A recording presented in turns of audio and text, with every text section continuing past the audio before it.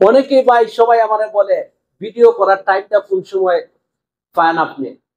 আমার বন্ধু বান্ধব অনেকে বলে তুই কাজ করস না ভিডিও করস। ঠিক আছে, আমি তো পেজ নিয়ে কাজ করতেছি। তারপরে আমার একটা ইউটিউব চ্যানেল আছে, ইউটিউব চ্যানেলের নাম হইতেছে বাংলা লোন স্টুডিও। আর পেজের নাম একটা আছে যে প্রবাসের গল্প, এটা বর্তমানে আমার 23,000+ ফলোয়ার আছে। তো অনেক প্রিয় বন্ধু বান্ধবরা আমার কল দিয়ে বলে যে তুই 12 ঘন্টা কাজ করস, ভিডিও করার টাইম কোন সময় পাস? তো ভিডিও করার টাইম তো ভাই অত 12 ঘন্টা কামের ফাঁকে দিই, যে যে সময় পাই এই সময় একটা শট মারি। কারণ টাইমের মূল্য তো আগে বুঝছি না, এখন বুঝতে পারছি। বুঝতে পারছো? এখন এখন বুঝতে পারতেছি টাইমের কি মূল্য। এজন্য হইতেছি যদি কোনো টাইম কোনো বিষয় না, টাইম কোনো বিষয় না।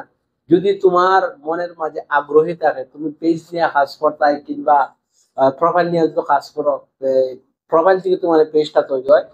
তো কিংবা তুমি ইউটিউব চ্যানেল খুললে একটা কাজ করতা, তো একটা খুললে রাখছি। যদি মানে যদি কোনো সময় লাগে, ইনশাল্লাহ যদি কোনো সময় সাকসেস হতে পারে হইলাম, নাহলে তো কোনো কিছু নাই, কেন তো আমার কাজ তো হইতেছে না এক্সট্রা।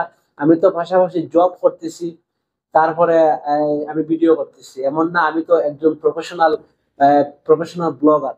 আমি যদি প্রফেশনাল ব্লগার হইতাম তাইলে তো অবশ্যই আমি কাজ কাম চাইলে এটার পাশে লাগবে থাকতাম।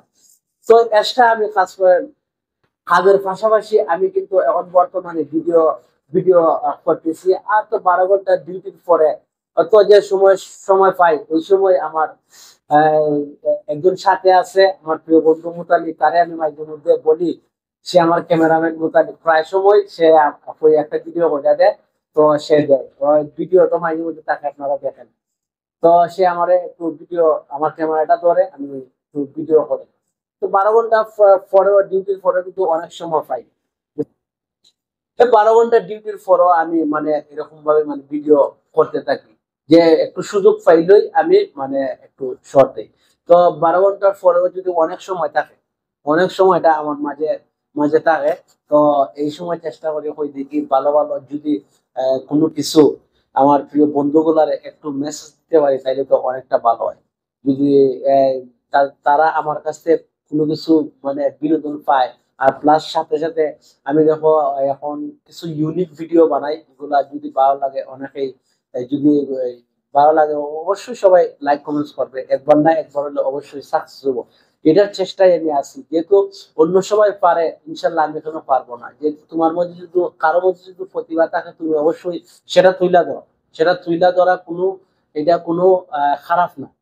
সেটা তুইলা ধরা এটা কোনো খারাপ না। বুঝতে পারছো? আর অনেকে কিন্তু বলে, প্রায় সময় বলে দেখি এটা সে এখন মানে আইসা মানে ফেসবুক প্লাস যে ইউটিউব এগুলা ভিডিও গুলো ছাড়তেছে, এটা তো ভালো কাজ না। আর ভাই আমি কি কোনো খারাপ কাজ করতেছি নি? মানে এটা ভালো কাজ না। তোমার যদি প্রতিভা থাকে তুমি তুইলা ধরো, যেগুলা ইউনিক দেশে মানে মানুষের উপকার হইব কিংবা আর সবার উপকার হইব। তো এটা আমি বলতে চাই। তো ভিডিও বানানো কোনো ব্যাপার না। আর তাছাড়া টাইম বাড়ানোটা কোনো ব্যাপার না।